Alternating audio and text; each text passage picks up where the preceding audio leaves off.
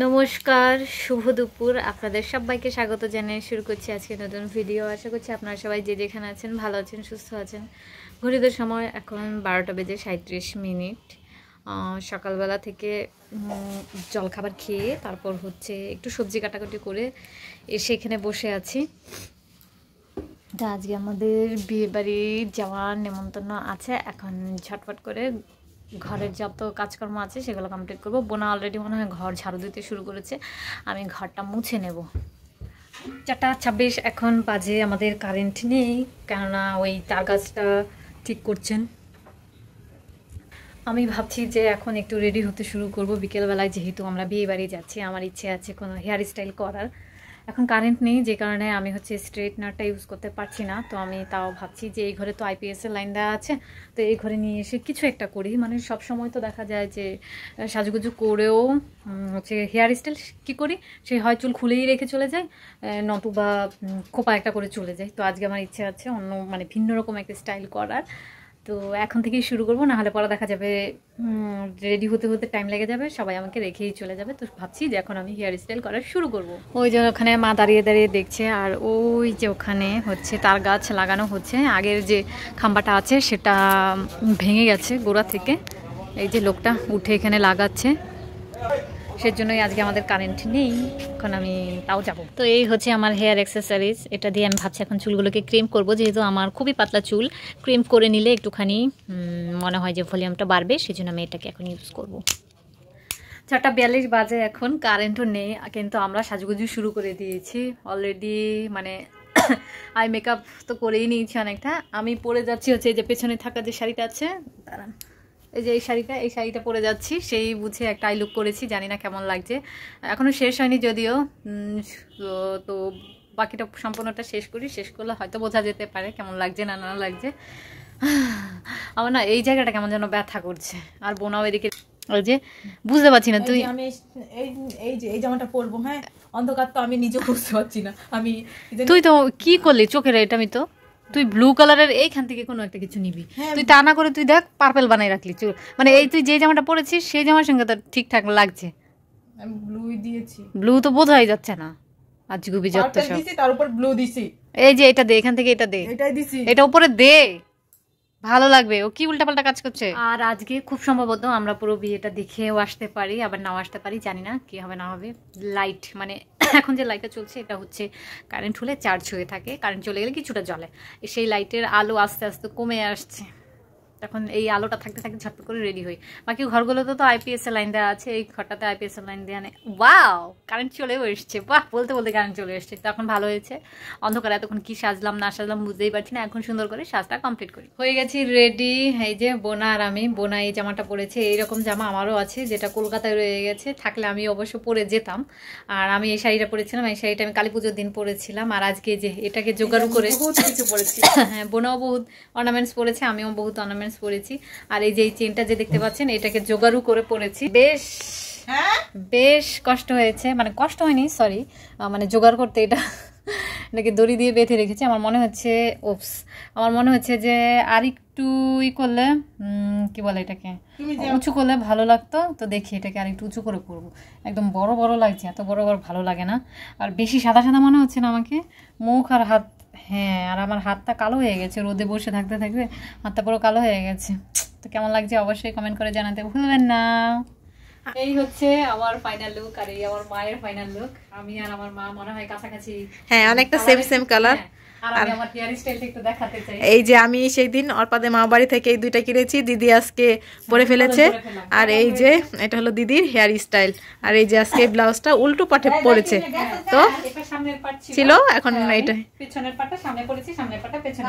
দিদি সব গহনাগাটি আমার পড়েছে, শুধু এই যে এটা আমার, ওইটা তো আচ্ছা আমার। আর এটা তো জোগাড় করেছি, ওই যে ছিল সেগুলোতে বেঁধে এটাকে বানিয়েছি। মনে হচ্ছে বেশি বড় হয়ে গেছে, একটু ছোট কি করব না, দরকার নেই, এখন বেরিয়ে যাব। আচ্ছা ঠিক আছে। কেমন লাগছে অবশ্যই কমেন্ট করে জানাতে ভুলবেন না।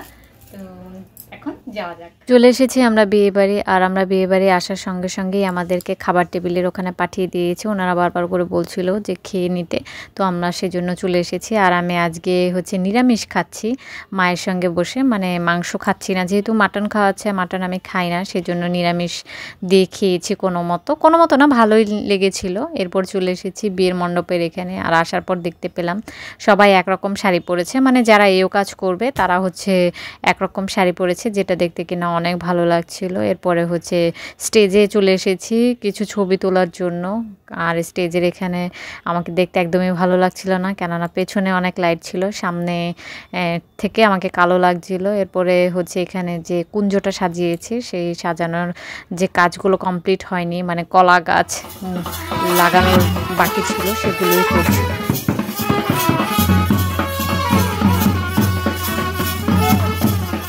আর এই হচ্ছে বিয়ের কুঞ্জটা কি সুন্দর করে সাজিয়েছে, আর এখানে মানুষজন এসে ছবিও তুলছিল।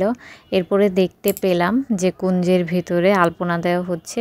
সারাদিন আসলে হয়তো অন্য কাজে ব্যস্ত ছিল বলে করা হয়নি। আর এই যে ফাটু ভাই এখানে দাঁড়িয়ে আছে, আর আমরা ঠিক সুন্দর করে একটা জায়গা দেখে বসে পড়েছিলাম। আর এইদিকে আমরা বউ দেখতে গিয়েছিলাম, কিন্তু গিয়ে দেখি যে বউর ফটোশ্যুট হচ্ছে, তাই আমরা নিচে চলে এসেছিলাম। আর এদিকে ওনারা নাচানাচি করছিল, আর সবাই মিলে আনন্দ করছিল, একসঙ্গে আনন্দ করতে করতে কাজও করছিল। বরযাত্রী প্রায় আসতেই চললো, এখনো তাদের কাজ শেষ হচ্ছে না। অন্যদিকে হচ্ছে গেট রেডি করে নিয়েছে, বরযাত্রী এখনই আসবে বলে। আর এই বরযাত্রী আসার জায়গাটার অবস্থা দেখেছেন, কি পরিমাণ মানুষ জমেছিল। আমি তো যেতেই পারিনি, বোনাকে ফোন হাতে দিয়ে পাঠিয়ে দিয়েছি, কেননা এত ভিড়ের মধ্যে আমি সিদ্ধ হয়ে যেতাম, সেজন্য চলে এসেছি। আর এই যে আমাদের বর চলেও এসেছে, আর বরযাত্রীকে এখন হচ্ছে বরণ করা হবে। বিভিন্ন রকমের এখানে আয়োজন করা হয়েছিল, আর যেগুলো অনেক বেশি ইউনিকও ছিল। এরকম বিয়ে আমি আর দেখিনি আশেপাশে কাউকে। তো এখানে যে বরকে বরণ করা হবে, বর এসেছে, বরের আসতে অনেক বেশি সময় লেগে গেছে, কেন কি বরের গাড়িটা নষ্ট হয়ে গিয়েছিল, সরি বরের গাড়ি না, মনে হয় ওনাদের গাড়ি, কারোর গাড়ি আর কি নষ্ট হয়ে গিয়েছিল রাস্তায়, যে কারণে আসতে পারিনি, আসতে অনেক লেট হয়েছে। আর এইদিকে হচ্ছে বরকে বরণ করার জন্য নাচ পরিবেশন করা হচ্ছে। আর এইখানটায় কত ভিড় ছিল, আমি তো যাইনি, আমি বোনাকে বলেছি ভিডিও করে নিয়ে আসিস, আমি এখানে বসে বসে দেখে নেব। এরা হচ্ছে বোনা না, সরি বউয়ের বোন মেবি, মানে বরের শালীরা নাচ করছে। এখন কে আমি ঠিক বলতে পারবো না কারা নাচ করছে। তো এখানে অনেক নাচানাচি হয়েছে, এরপর হচ্ছে বরকে বরণ করা হয়েছে, যে অনুষ্ঠানগুলো কিনা দেখতে ভীষণ রকম ভালো লাগছিল। আর আমরা তো ভিতরে বসেই ছিলাম, কেন কি এত ভিড়ের মধ্যে যাব না, সেই জন্য।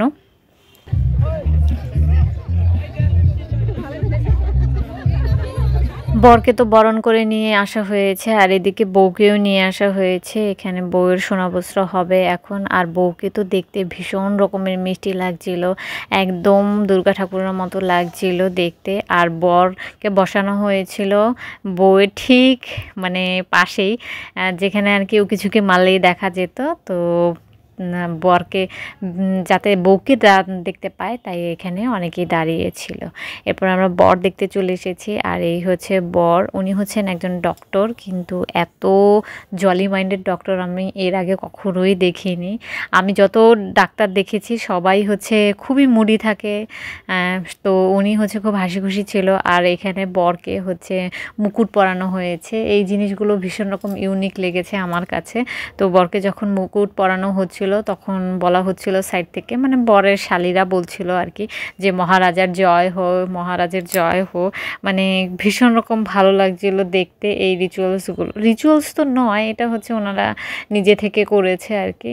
আর বর মশাইকে দেখতেও বেশ ভালো লাগছিল। আমাদের তো ইচ্ছে ছিল পুরো বিয়েটা দেখে যাওয়ার, কিন্তু অনেক দেরি হবে বলে, বা কালকে বাসি বিয়ে হবে, আজকে পুরো বিয়েটা হবে না, সেজন্য আমরা আর বেশিক্ষণ থাকবো না। আর এই যে বাচ্চাটাকে দেখলাম সেই সন্ধে থেকে, মানে আমরা যখন থেকে এসেছি তখন থেকে এই বাচ্চাটা নিচেই যাচ্ছিল, আর আমরা এখানে বসেছিলাম। এরপরে ভাবলাম বউকে একটু ভালো মতো দেখে আমরা বাড়ি চলে যাব। তো চলে এসেছি ঘরে ওদের, আর ওকে কি সুন্দর লাগছিল দেখতে। তো পরে 1:40 বাজে, তাই না? হ্যাঁ, এখন আমরা বাড়ি যাচ্ছি। এই যে সিদ্ধার্থ আমাদের সঙ্গে আছে।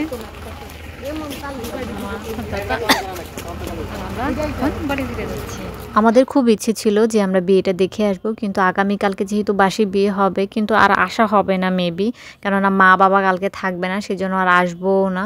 তো আমরা সেজন্য চলে এসেছি। আর রাত্রেবেলা আসতে আসতে রাস্তায় কোনো গাড়ি ঘোড়াও পাচ্ছিলাম না, তখন দেখতে পেলাম হঠাৎ করে সিদ্ধার্থর বাবা গাড়ি নিয়ে এসেছে। এরপরে হচ্ছে আমরা সেই গাড়িতে চাপাচাপি করে উঠে চলে এসেছি সবাই। আসতে আমাদের 5 মিনিটও মনে হয় লাগেনি, 5 মিনিট কি 2 মিনিটও মনে হয় লাগেনি, আমরা চলে এসেছি বাড়িতে। চলে এসেছি আমরা বাড়ি, মাঝ রাস্তায় সিদ্ধার্থদের গাড়ি পেয়ে আমরা গাড়িতে উঠে গেছিলাম। এখন আমাদেরকে নামিয়ে দিয়ে গেল। এখন বাজে কটারে? প্রায় 2টো মতো বাজে, না 2:13 এখন বাজে। আমরা সবে হচ্ছে ড্রেস চেঞ্জ করছিলাম, আর অমনি বাজার থেকে শব্দ পাচ্ছি। আমরা ভেবেছিলাম চোর চিল্লাপাল্লা হচ্ছে, এখন দেখলাম যে মার্কেটে আগুন লেগে গেছে। আমাদের এখান থেকে স্পষ্ট দেখা যাচ্ছে আর কি আগুনের ধোঁয়াগুলো। আমাদের সামনেই যে মার্কেট, ওই যে এই মার্কেটের ধোঁয়া বেরোচ্ছে, এই যে। এখন মাও ছুটে এসেছে দেখার জন্য, দাদা তো চলেই গেছে বাজারে, জানি না কি হচ্ছে। তো এখন চেঞ্জ করবো, আর মাথাটা এত যন্ত্রণা করছে। আজকে ভিডিওটা আমি এই পর্যন্ত রাখছি। যদি কিছু ভালো লেগে থাকে তাহলে অবশ্যই লাইক কমেন্ট শেয়ার করতে ভুলবেন না। দেখা হচ্ছে আপনাদের সাথে পরবর্তী একটি নতুন ভিডিওতে। ততক্ষণ পর্যন্ত আপনারা সবাই ভালো থাকবেন, সুস্থ থাকবেন। আর বাবা খুব জোর আগুন লেগেছে, খোলার চেষ্টা, এই নেভানোর চেষ্টা করছি। হ্যাঁ, সৌরভের মাঝে একদম মার্কেটটায় পুরো আগুন লেগে গেল।